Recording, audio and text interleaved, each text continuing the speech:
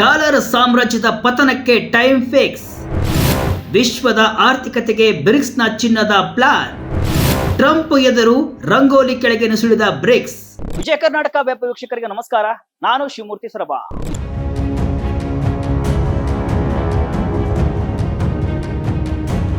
ದಶಕಗಳಿಂದ ವಿಶ್ವದ ಆರ್ಥಿಕತೆಯನ್ನ ಒಂದೇ ಒಂದು ಕರೆನ್ಸಿ ಆಳ್ತಿದೆ. ಯಾವುದೇ ದೇಶ ವ್ಯಾಪಾರ ಮಾಡ್ಬೇಕಂದ್ರೂ, ಸಾಲ ಪಡೆಯಬೇಕಂದ್ರೂ ಡಾಲರ್ನ ಮೊರೆ ಹೋಗಲೇಬೇಕಿತ್ತು. ಆದ್ರೆ ಈಗ ಆ ಡಾಲರ್ ಸಾಮ್ರಾಜ್ಯವನ್ನ ಅಲುಗಾಡಿಸಲು ಬ್ರಿಕ್ಸ್ ವೇದಿಕೆಯನ್ನ ರೆಡಿ ಮಾಡ್ತಿದೆ. ಅಮೆರಿಕಕ್ಕೆ ಸೆಡ್ಡು ಹೊಡೆದು ಜಾಗತಿಕ ಆರ್ಥಿಕ ಶಕ್ತಿಯ ಸಮೀಕರಣವನ್ನೇ ಬದಲಿಸಬಲ್ಲ ಒಂದು ಮಹತ್ವದ ಬೆಳವಣಿಗೆ ನಡೀತಾ ಇದೆ. ಡೊನಾಲ್ಡ್ ಟ್ರಂಪ್ ಎದುರು ಬ್ರಿಕ್ಸ್ ರಾಷ್ಟ್ರಗಳು ರಂಗೋಲಿ ಕೆಳಗಡೆ ನುಗ್ತಾ ಇದ್ದು ಬಿಗ್ ಪ್ಲಾನ್ ಅನ್ನ ಹೊರಹಾಕಿವೆ. ರಷ್ಯಾ ಆಯೋಜಿಸಿದ 2025ರ ಮಾಸ್ಕೋ ಫೈನಾನ್ಷಿಯಲ್ ಫೋರಂನಲ್ಲಿ ಬ್ರಿಕ್ಸ್ ರಾಷ್ಟ್ರಗಳಾದ ಬ್ರೆಜಿಲ್, ರಷ್ಯಾ, ಭಾರತ, ಚೀನಾ ಮತ್ತು ದಕ್ಷಿಣ ಆಫ್ರಿಕಾ ತಮ್ಮ ಬಹುದೊಡ್ಡ ಯೋಜನೆಯನ್ನ ಜಗತ್ತಿನ ಮುಂದೆ ಇಟ್ಟಿವೆ. ಇದು ಜಗತ್ತಿನಲ್ಲಿ ಡಾಲರ್ನ ಏಕಸ್ವಾಮ್ಯವನ್ನ ಮುರಿಯುವ ಮತ್ತು ಜಾಗತಿಕ ಹಣಕಾಸು ವ್ಯವಸ್ಥೆಯನ್ನ ಮರುರೂಪಿಸುವ ಕ್ರಾಂತಿಕಾರಿ ಹೆಜ್ಜೆಯಾಗಿದೆ. ಡಾಲರ್ ಯುಗದ ಅಂತ್ಯಕ್ಕೆ ಬ್ರಿಕ್ಸ್ ಬರೆದಿರುವ ಈ ಹೊಸ ಪ್ಲಾನ್ ಆದರೂ ಏನು ಎಂಬುದನ್ನ ಈ ವಿಡಿಯೋದಲ್ಲಿ ನೋಡೋಣ.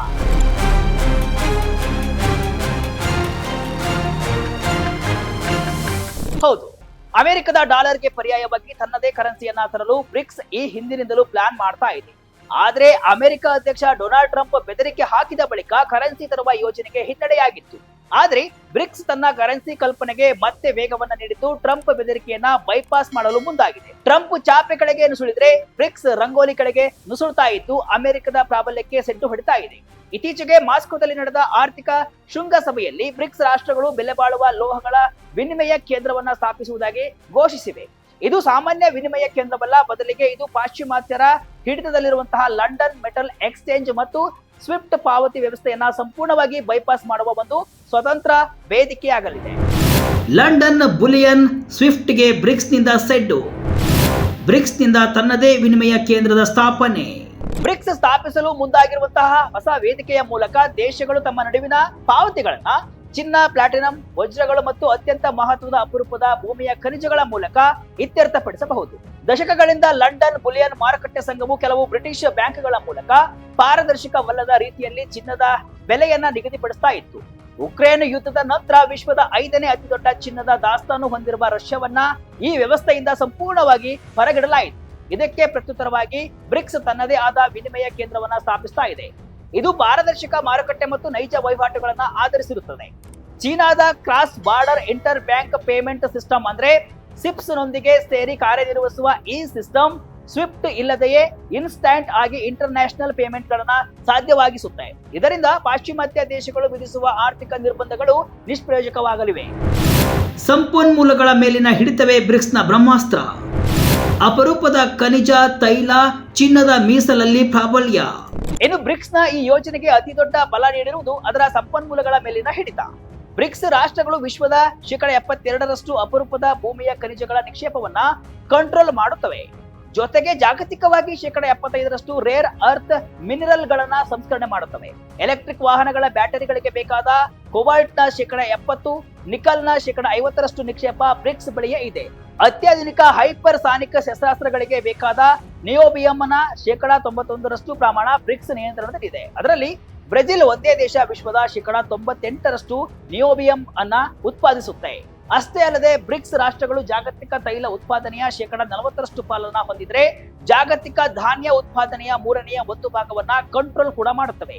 ಜೊತೆಗೆ 12,500 ಟನ್ಗಳಿಗಿಂತ ಹೆಚ್ಚು ಚಿನ್ನದ ಮೀಸಲನ್ನ ಈ ಬ್ರಿಕ್ಸ್ ರಾಷ್ಟ್ರಗಳು ಹೊಂದಿವೆ. ಈ ನೈಜ ಆಸ್ತಿಗಳೇ ಬ್ರಿಕ್ಸ್ ನ ಹೊಸ ಕರೆನ್ಸಿ ವ್ಯವಸ್ಥೆಯ ಬೆನ್ನೆಲುಬಾಗಿದೆ. ಚಿನ್ನದ ಮೀಸಲು ಇಟ್ಟುಕೊಳ್ಳಲು ಚೀನಾ ಪ್ಲಾನ್. ವಿವಿಧ ದೇಶಗಳಲ್ಲಿ ಭಾರತದ UPI ಸಿಸ್ಟಮ್. 2022ರಲ್ಲಿ ಅಮೆರಿಕವು ರಷ್ಯಾದ $300 ಬಿಲಿಯನ್ ಮೀಸಲು ಹಣವನ್ನ ಸ್ಥಗಿತಗೊಳಿಸಿದ ನಂತರ ಅನೇಕ ದೇಶಗಳು ತಮ್ಮ ಮೀಸಲುಗಳನ್ನ ಡಾಲರ್ ನಲ್ಲಿಡುವುದಕ್ಕೆ ಹಿಂದೆ ಮುಂದೆ ನೋಡ್ತಿವೆ. ಇಂತಹ ಸಂದರ್ಭದಲ್ಲಿ ಚೀನಾ ತನ್ನ ಶಾಂಘೈ ಗೋಲ್ಡ್ ಎಕ್ಸ್ಚೇಂಜ್ ಮೂಲಕ ವಿದೇಶಿ ಕೇಂದ್ರ ಬ್ಯಾಂಕ್ಗಳ ಚಿನ್ನದ ಮೀಸಲುಗಳನ್ನ ಇಟ್ಟುಕೊಳ್ಳಲು ಮುಂದೆ ಬಂದಿದೆ. ಇದು ಡಾಲರ್ನಿಂದ ದೂರ ಸರಿಯಲು ಬಯಸುವ ದೇಶಗಳಿಗೆ ಆಕರ್ಷಕ ಆಪ್ಷನ್ ಆಗಿದೆ. ಈಗಾಗಲೇ ಭಾರತ ವಿದೇಶಗಳಲ್ಲಿರುವ ತನ್ನ ಚಿನ್ನದ ಮೀಸಲು ಸಂಗ್ರಹವನ್ನ ಇದೇ ಕಾರಣಕ್ಕೆ ವಾಪಸ್ ತೆಗೆದುಕೊಂಡು ಬರ್ತಾ ಇದೆ. ಅದಲ್ಲದೆ ಅಮೆರಿಕದ ಖಜಾನೆಯಲ್ಲಿನ ಬಾಂಡ್ಗಳನ್ನು ಕೂಡ ಹಂತ ಹಂತವಾಗಿ ಹಿಂದಕ್ಕೆ ಪಡೆಯುವ ಕೆಲಸವನ್ನ ಭಾರತ ಮಾಡ್ತಾ ಇದ್ದು ಡಾಲರ್ ಮೇಲಿನ ಹೂಡಿಕೆಯನ್ನು ಕೂಡ ಕಡಿಮೆ ಮಾಡ್ತಾ ಇದೆ. ಬ್ರೆಜಿಲ್, ಚೀನಾ, ಭಾರತ ಮತ್ತು ರಷ್ಯಾದಂತಹ ಸಂಪನ್ಮೂಲ ಭರಿತ ರಾಷ್ಟ್ರಗಳ ಬೆಂಬಲದೊಂದಿಗೆ ಬೆಳೆಯುತ್ತಿರುವ ಈ ಆಲ್ಟರ್ನೇಟಿವ್ ಸಿಸ್ಟಮ್ ವ್ಯಾಪಾರದ ದಿಕ್ಕನ್ನ ಬದಲಾಯಿಸಲಿದ್ದು ಗ್ಲೋಬಲ್ ಸೌತ್ ಎಂಬುದಕ್ಕೆ ಬಿಗ್ ಅರ್ಥವನ್ನ ಕಲ್ಪಿಸಲಿದೆ. ಈಗಾಗಲೇ ಭಾರತದ UPI ಸಿಸ್ಟಮ್ ಅನ್ನ ವಿವಿಧ ದೇಶಗಳು ಬಳಸುತ್ತಿವೆ. ಇದು ಕೂಡ ಡಾಲರ್ ರಹಿತ ವ್ಯಾಪಾರಕ್ಕೆ ಮುನ್ನುಡಿ ಎನ್ನಲಾಗ್ತಿದೆ. ಅಮೆರಿಕ ಡಾಲರ್ ಪತನಕ್ಕೆ ಸಿಕ್ತು ವೇಗ. ಜಗತ್ತಲ್ಲಿ $68 ರಹಿತ ವ್ಯಾಪಾರ. ಈ ಬೆಳವಣಿಗೆಗಳ ನಡುವೆ ಡಾಲರ್ ಮೌಲ್ಯವು ತೀವ್ರ ಕುಸಿತ ಕಾಣ್ತಾ ಇದೆ. ಕೇವಲ ಅರ್ಧ ವರ್ಷದಲ್ಲಿ ಡಾಲರ್ ಮೌಲ್ಯ $10ಕ್ಕಿಂತ ಹೆಚ್ಚು ಕುಸಿದಿದೆ.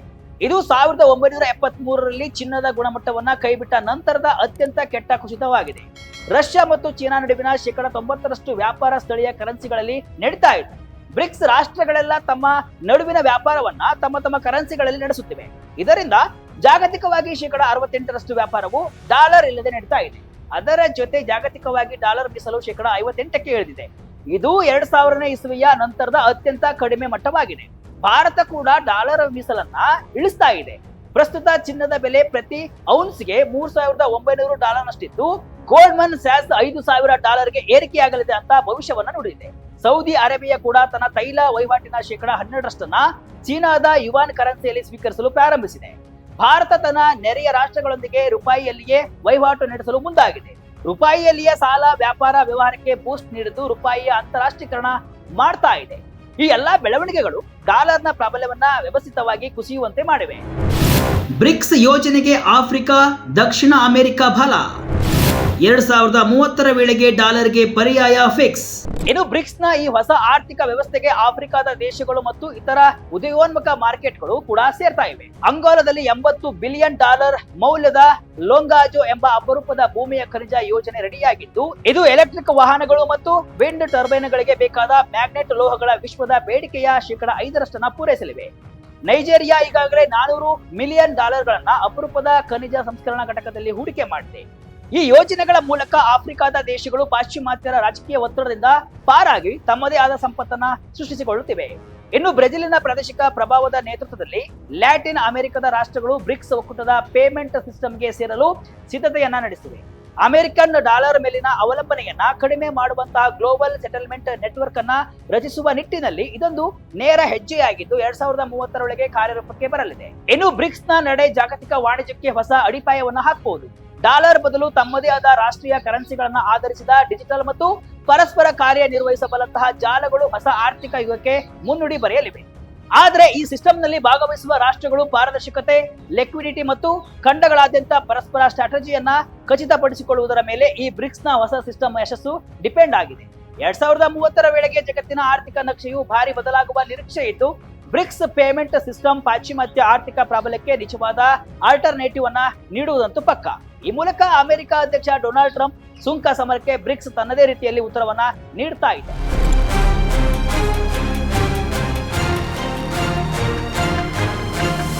ಒಟ್ನಲ್ಲಿ ಬ್ರಿಕ್ಸ್ ನ ಈ ನಡೆ ಅಮೆರಿಕಕ್ಕೆ ಆತಂಕ ಸೂಚಿಸಿರುವುದಂತೂ ನಿಜ. ತಮ್ಮದೇ ಆದ ಬೆಲೆ ಬಾಳುವ ಲೋಹಗಳ ವಿನಿಮಯ ಕೇಂದ್ರ, ಚೀನಾದ ಸಿಪ್ಸ್ ಪಾವತಿ ವ್ಯವಸ್ಥೆ, ಭಾರತದ UPI ಸಿಸ್ಟಮ್, ಅಪಾರವಾದ ನೈಸರ್ಗಿಕ ಸಂಪನ್ಮೂಲಗಳ ಬಲದೊಂದಿಗೆ ಬ್ರಿಕ್ಸ್ ರಾಷ್ಟ್ರಗಳು ಪಶ್ಚಿಮದ ಆರ್ಥಿಕ ಪ್ರಾಬಲ್ಯಕ್ಕೆ ನೇರ ಸವಾಲೊಡ್ಡಿವೆ. ಜಾಗತಿಕ ವ್ಯಾಪಾರದ $68ರಷ್ಟು ಪಾಲು ಈಗಾಗಲೇ ಡಾಲರ್ ರಹಿತವಾಗಿ ನಡೆಯುತ್ತಿರುವಾಗ ಈ ಹೊಸ ಕರೆನ್ಸಿ ವ್ಯವಸ್ಥೆಯು ಪಾಶ್ಚಿಮಾತ್ಯರ ಆರ್ಥಿಕ ಹಿಡಿತಕ್ಕೆ ಡೈರೆಕ್ಟ್ ಚಾಲೆಂಜ್ ಅನ್ನ ಹಾಕಲಿವೆ. ಇದು ಡಾಲರ್ ಅನ್ನ ಬದಲಿಸುತ್ತೋ ಎಂಬುದಕ್ಕಿಂತ ಯಾವಾಗ ಜಗತ್ತನ್ನ ಆಳಲಿದೆ ಎಂಬ ಕುತೂಹಲ ಜಗತ್ತನ್ನ ಕಾಡ್ತಾ ಇದೆ. ಇದಿಷ್ಟು ಇವತ್ತಿನ ವಿಶೇಷ. ಇದೇ ರೀತಿಯ ಹಲವು ವಿಶ್ಲೇಷಣೆ ಮಾಹಿತಿ ಅಷ್ಟೇ ಅಲ್ಲ, ಮನರಂಜನೆಯ ವಿಡಿಯೋಗಳಿಗಾಗಿ ವಿಜಯ ಕರ್ನಾಟಕ ವೆಬ್ಸೈಟ್, ಫೇಸ್ಬುಕ್ ಹಾಗೂ ಯೂಟ್ಯೂಬ್ ಪೇಜ್ ಅನ್ನ ಫಾಲೋ ಮಾಡಿ. ಧನ್ಯವಾದಗಳು.